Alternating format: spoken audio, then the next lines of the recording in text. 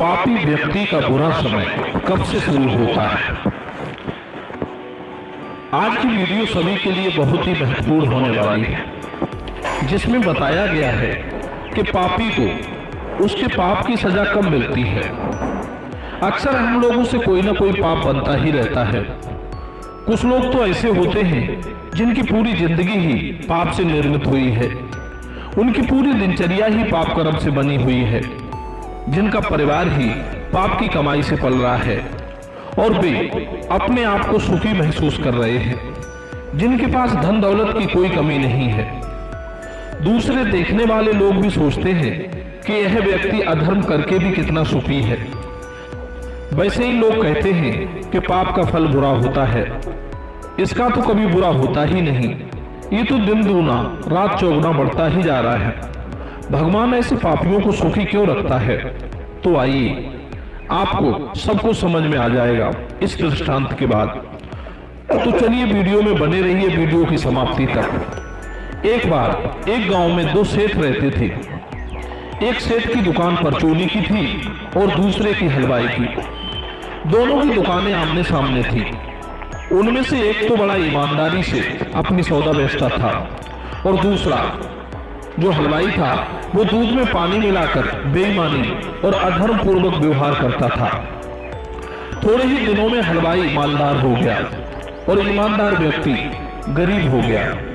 वो गरीब व्यक्ति हर पंडित ज्ञानी से यही प्रश्न किया करता था कि धन कैसे होता है।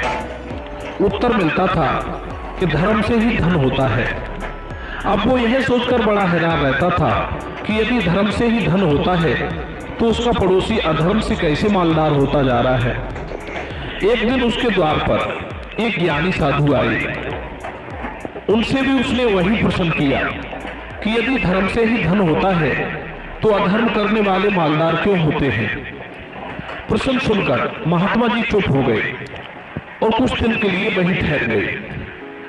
धीरे धीरे कुछ दिन बीत गए। एक दिन महात्मा जी उस ईमानदार आदमी से बोले कि चलो भाई, आज तुम मेरे साथ गंगा स्नान करने चलो। मित्रों, अब तो महात्मा जी के साथ वो ईमानदार व्यक्ति चला गया। वहां पहुंचकर महात्मा जी ने एक आदमी से अधिक गहरा गड्ढा खुदवाया और उस गड्ढे में उस ईमानदार व्यक्ति को खड़ा किया। उसके बाद महात्मा जी ने दूसरे लोगों से उस गड्ढे में जल डालने को कहा।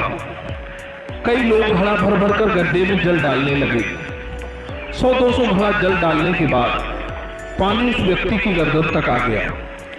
ईमानदार व्यक्ति बोला, महात्मन, अब यदि 2-4 घड़े और जलवा दिए तो मैं डूबकर मर जाऊंगा।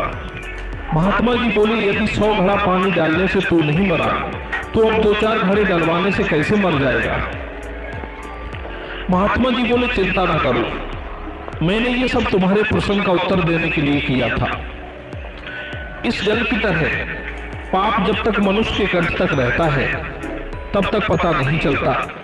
जब आगे बढ़ जाता है तब दम घुटने लगता है, तभी उसका दुष्परिणाम मालूम पड़ता है। इसी तरह जब अधर्म से अर्जित की गई संपत्ति या तो आग लगने से भस्म हो जाती है, या चोर चुरा ले जाते हैं, या फिर किसी रोग या मुकदमेबाजी में समाप्त हो जाती है, तभी उसका दुष्परिणाम मालूम होता है। वास्तव में तो धर्म से ही धन की रक्षा होती है।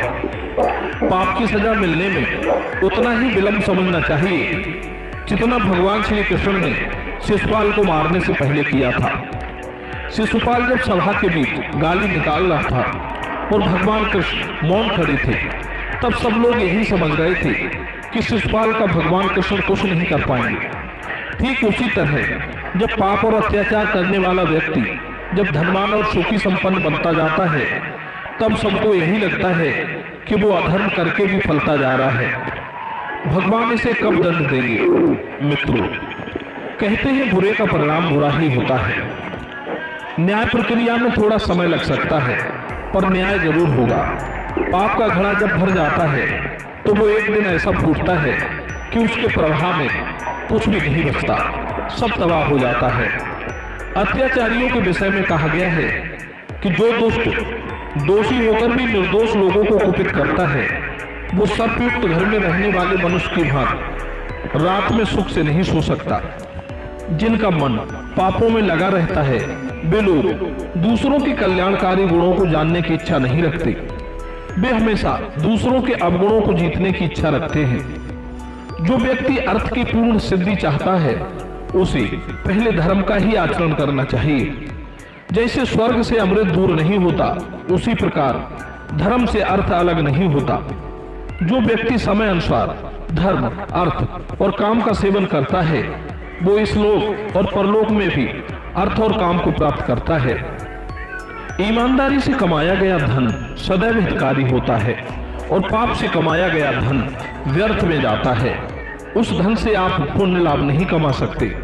ऐसा धन विपत्तियों को बढ़ाने वाला होता है। इसलिए धर्मानुसार कर्म करो, सदैव आप और आपका परिवार सुरक्षित रहेगा।